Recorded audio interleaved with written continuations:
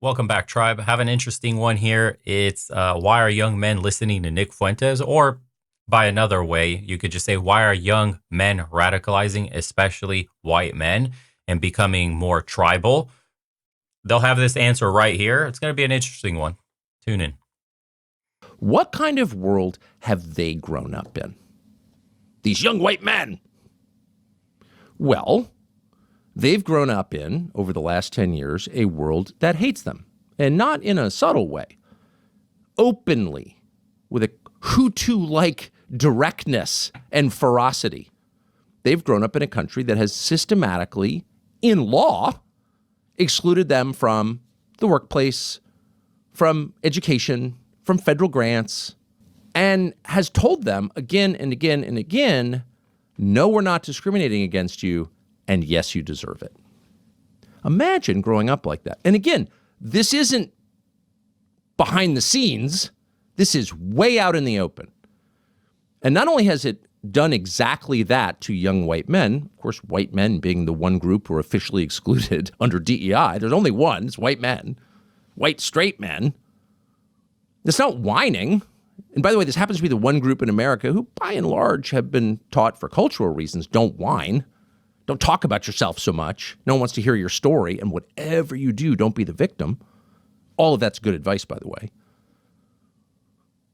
But this group has not only been excluded with the force of law by the Justice Department in every state and at every college, with maybe 3 exceptions, been mocked and attacked and lectured and harangued and screamed at. Every bookstore in America had books on display. Whiteness is the problem. Well, what if you're white? What if you're like 19 and you're thinking about how do I make my way in this increasingly competitive, maybe even ruthless country? And everywhere I go, people are telling me I'm bad because of the way I was born. What effect would that have on you? And then you flip on the tube or the internet, and all these people with big jobs making big salaries who have the implied moral authority of their positions are telling you you're bad because of your skin color. And by the way, this is not a guess. Here's an example. We have systemic racism in the United States of America. It exists today. And it's a white man's problem. White men are responsible for it, not black men. And we have stood by to see mediocre, mealy-mouthed, snowflake white men who are incapable of taking critique, who are willing to dole out infamous repudiations of the humanity of the other, and yet they call us snowflakes, and they are the biggest flakes of snow to hit the earth. American history is one in which white Americans, by and large, have been taught to have indifference or even contempt for black. Imagine talking like this and then wondering how you lost the election to Donald Trump 2 times in a row. Imagine that you needed to fuck with the other election that he lost and then claim Joe Biden was the most popular president ever. Imagine thinking you're going to come away with a victory in 28 if you do not change your rhetoric, because they'd rather vote for the other team, even if the other team is fake, make America great again, fake MAGA, fake Israel first, America last, absolutely screwing on. They would rather vote for that than somebody who tells them they're evil or that they're responsible or that they should step aside for everybody else. When their forefathers bled for this country, built this country, and everybody else came in to enjoy the benefits of said country. And now they try to make them out to be the bad guys. Like, we have defined the country as a white nation where people of color are here on a guest pass. 1 in 3 Americans are racists. 1 in 3 Americans are terrified that this country by the year 2040 is not going to be majority white. There has been no oppression for the white man in this country. And don't let it escape you that it is white men on this side of the aisle telling us, people of color on this side of the aisle, that y'all are the ones being oppressed. Wake up, white men. What the fuck is wrong with you? And you're just eating it up. Oh, my God. Look at what they're doing. All of a sudden, my heritage is going to be over, that I want to live in a country where their white kids go to white school. Yeah, it's actually nice to live in a super majority of your own people. Actually, I didn't really know. I've been in America my entire life. And then when I went back to Europe and I lived in Eastern Europe, I'm currently staying in Croatia right now until I come back to Phoenix. It's incredibly nice to be around your own people, a vast majority. There's a brotherhood, a patriotism, a sort of camaraderie when you're around your own people sharing the same language and the same culture. Yes, actually, what a lot of white people in America are yearning for isn't specifically 50s, 60s aesthetic and all that shit, or all the rules that put them above. No, you could have all the rules, all the whatever you have today, just clamp down immigration, but what they really want is to live, and what they're yearning for is a super majority of their own people. That's it. That's it. Why do you think, although segregation ended, we still have Hispanic neighborhoods, black neighborhoods, white neighborhoods? Do you see that people naturally, with freedom of association, only associate with their own? For the most part, of course, we have exceptions to the rule. Cool story. That's great. But for the most part, the vast majority of people, who do you feel most comfortable with? Besides exceptions to the rule, a vast majority of you and me will say our own people, our own kind.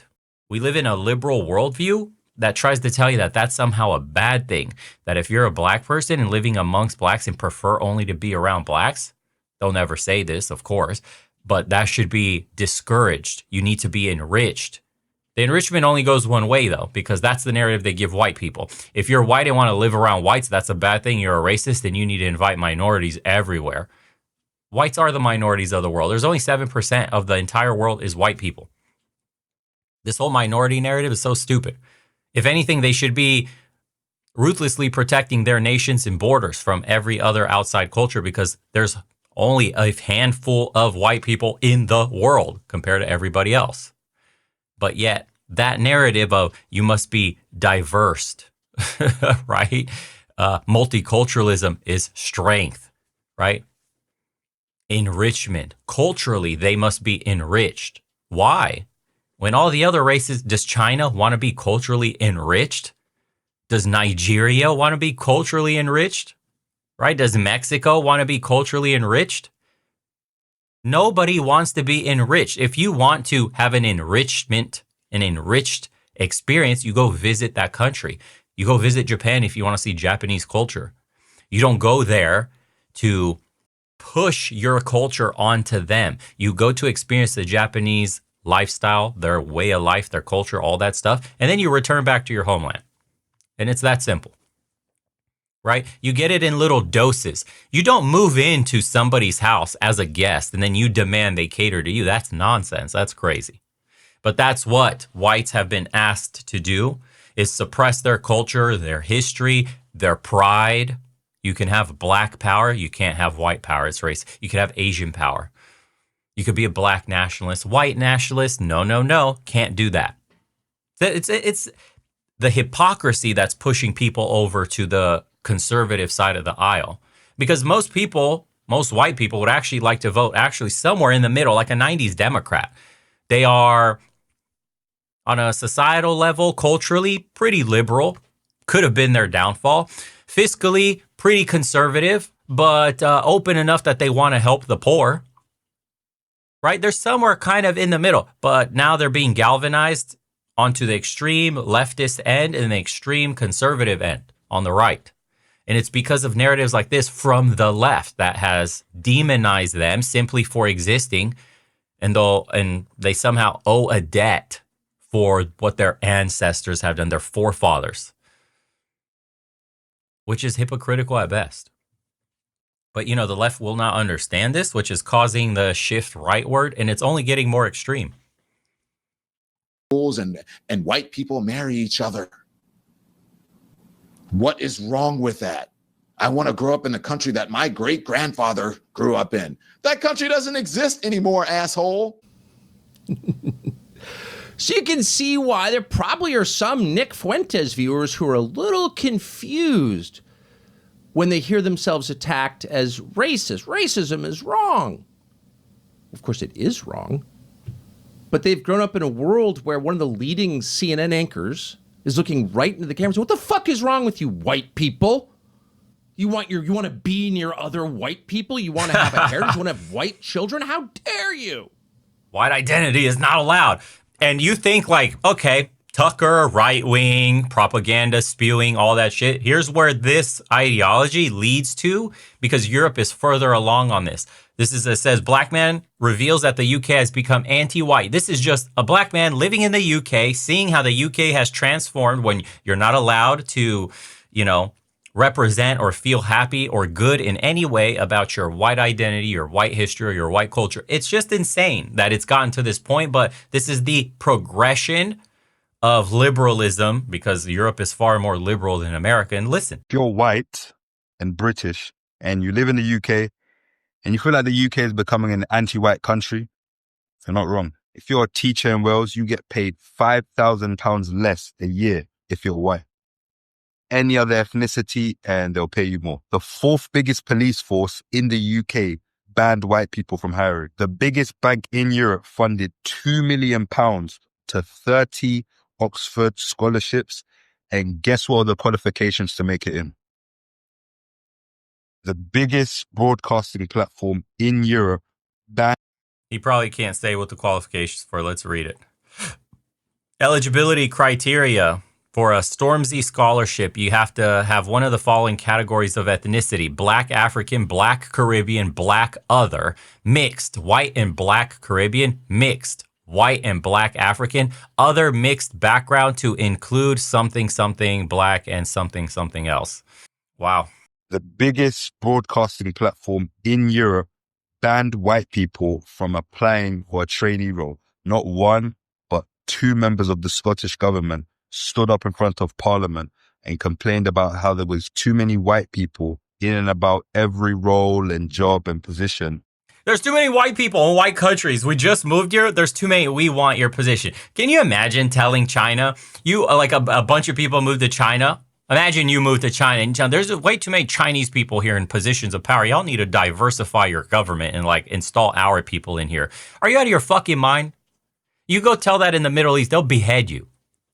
Literally, they'll just behead you, or they'll cut your arm off and then just send you back to your stupid ass retard country where you came from. Look at this fucking idiot. He thinks he can come here and tell us he's going to bring Christianity to the Middle East and that the Saudi royal government needs to be more diverse and hire more white people or black people or whatever.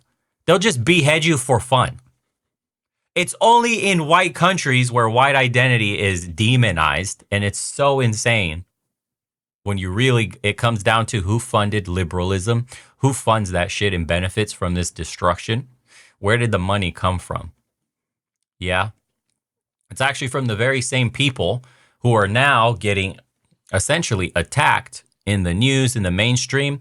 That's all from powerful Jewish businessmen and donors, multi-billionaires that have funded Marxist ideologies and liberalism to such an extent that it lashed on them.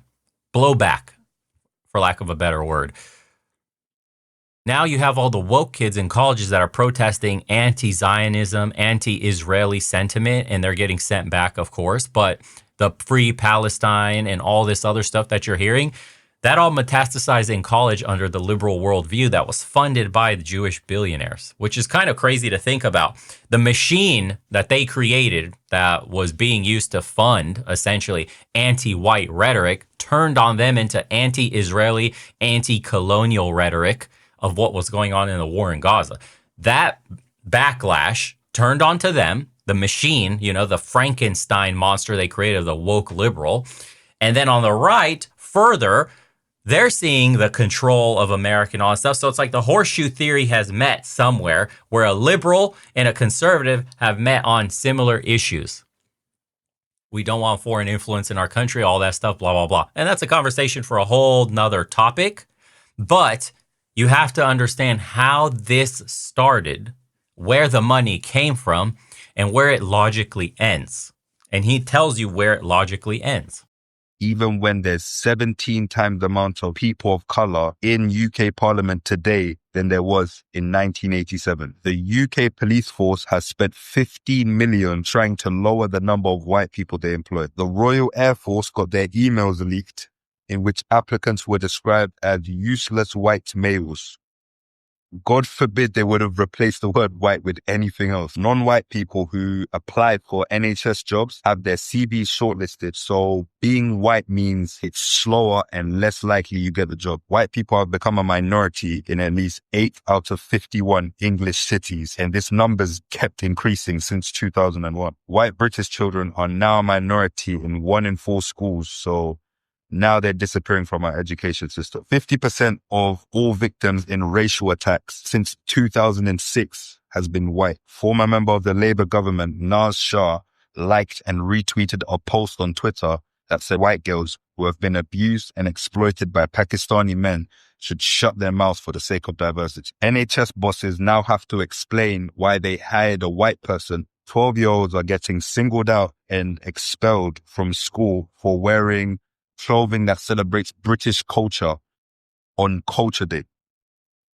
The highest paid female footballer in the UK was caught on camera calling a police officer stupid and white. The UK government have attempted to ban the British flag to stop white British people from being proud and celebrating their culture, but every single other ethnicity and nationality can do so. Apparently, Britain's Olympic team is too white, and our women's football team. The Equality Act 2010 allows the practice of positive discrimination, which is the ability to hire someone of color over a white person, even if they both have the same qualifications because they are someone of color. The UK justice system was due to implement laws that would make vulnerable members of society, women, Muslims, people of color, be granted more lenient sentences.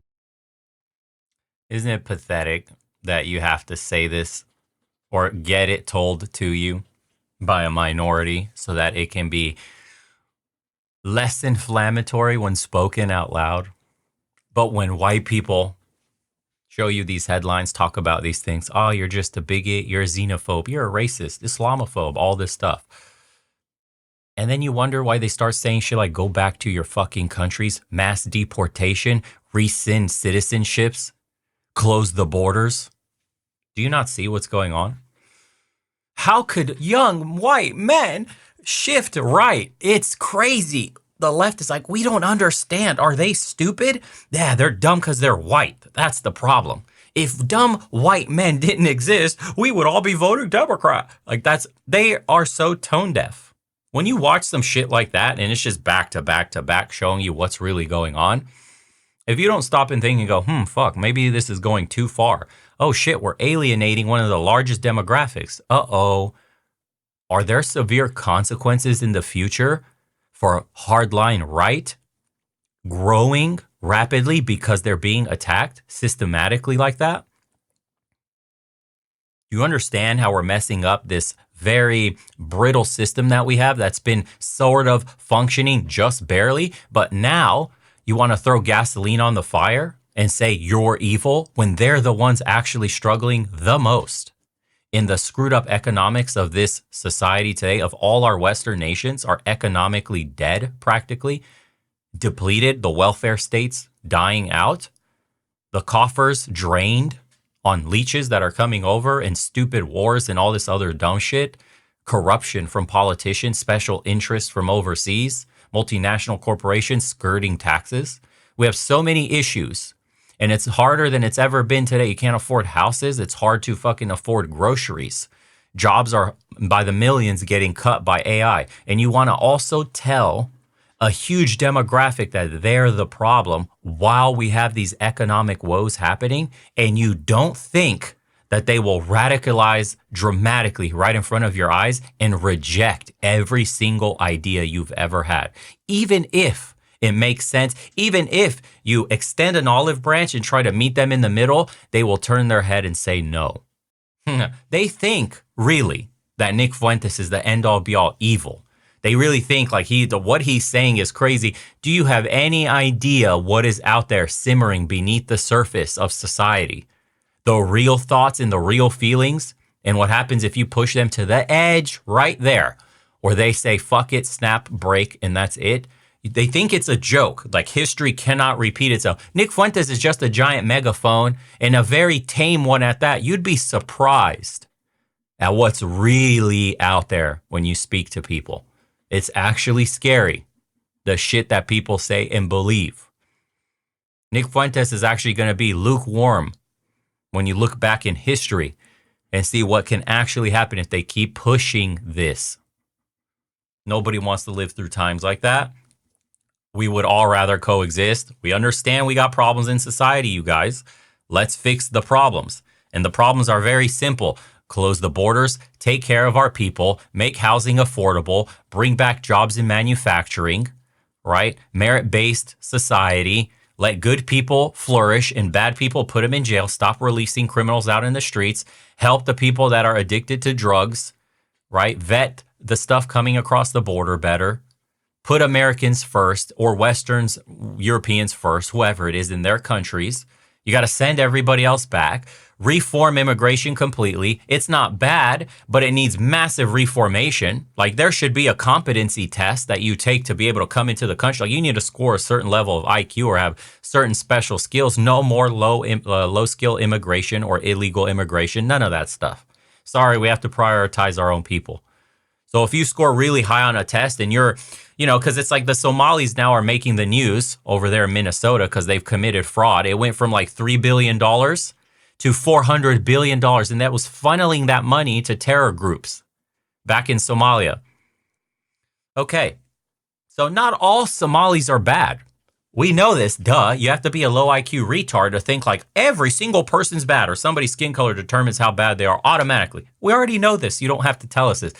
But considering their culture, their way of life, and their history, and the criminality and the gang and the murders and all that stuff going on in Somalia, the failed state and all that shit, maybe for the rest of the world, you should consider the Western world specifically like a golden goose. And we must protect the golden goose. You all don't get to come here and wreck the golden goose and take all the eggs. It is a privilege to live in the West because it is a privilege of how the West came to be.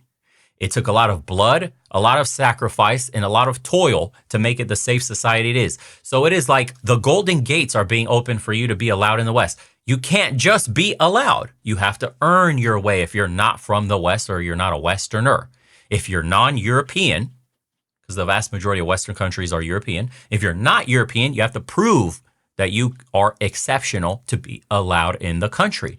So you must take a test, you have to know the country's history, and you have to be proficient in its language, because that means you can then assimilate into society and then actually be a productive member of it, paying taxes in the system. These are all common sense solutions. It's just our system is so corrupt, so many people are benefiting from it being broken, that is why we're all getting screwed. The people coming here are getting screwed, and the people living here are getting screwed. So once you look at it from this lens and you go, okay, well, we'll only let a trickle amount of them in, literally nobody has a problem, because it's like, oh shit, this Nigerian guy, he's here. Don't meet a lot of Nigerians. There's not many. And he's a doctor. And literally that guy from Somalia could literally be an engineer because he got vetted properly. And people wouldn't have the prejudices of like these fucking third worlders coming here destroying everything, because we wouldn't be accepting the world's garbage. Low income, no skill. We don't need any of that shit. These people don't assimilate. They have criminal elements historically within their family, and they're just mooching the system. They don't really provide any benefits. We want the best of the world to come here in the best societies. If the West were to consider itself like that, a privilege to live here and partake in the system that we've created that provides you ample opportunities for a great, amazing, quality life, then everybody else should be waiting at the door handing in their tests to see if you're proficient enough to live here among us. That's very simple. There's nothing racist about that. It's just common sense. No other country in the world has open borders just the way we do in the Western world. And this would solve so many problems. People would literally stop looking at each other like enemies. The problem is you just can't trust the dude that just came over that used to be like ex-Islamic militant and shit. He was over there shooting up stuff in Afghanistan and Syria and all that stuff. And then it's like, now he's supposed to live amongst a civilized society when he was just running around on a fucking Toyota Tacoma or a Helix with like an AK-47 slaughtering villagers. And those are the people that are coming in. People like that. But the left paints it as like, it's just families. It's like war-torn people that just trying to escape the impoverished area. It's like the boat is full of men. Literally, there's like almost no women, 2, and 0 children. It's a boat full of men that are all like fighting age. They literally tell you, don't believe your eyes. So yes, I think it's going to get worse. I don't think Trump did basically anything at all to put water on this fire. I think you're seeing the rapid rise of Nick Fuentes and the amount of people listening to him. And I think people are missing, the forest from the trees, if you will. What's actually beneath the surface? I don't know. It's very interesting to think about. As usual, appreciate you guys for tuning in. Shout outs to everybody else that's been getting apparel. Help support the channel. We don't take any money from dirty corporations. Shout outs to the Delhi 2023 shirt. Bill Gates approved, because we will be eating our bug sandwiches after you get bitten by a tick that gives you alpha gal, funded by probably special interest groups that are working to give fake meat on the market and sell it. And so, yeah, enjoy your meat allergy from the tick bite you just got, your Lone Star tick. And you will be buying Bill Gates' products for the rest of your life, because that's what you're going to need to survive. Genius, So, anyways, shout outs to everybody there, everybody else in the private community. Looking forward to speaking to you guys. We do community calls 3 times a week, and as well as some classes on faceless YouTube channels and how to succeed starting a side hustle, especially in the digital economy we have today, with the advent of AI that's coming for pretty much almost everything. And just read a book. It's by Imad. Forgot his name, his first name. He's an AI guy that does frontier models. He said we have about 1,000 days. 900 days, I think, is what he said. 900 days, which is essentially 3 years until our entire lives change forever. He's in the know, so we'll see what happens. Anyways, take care, everybody.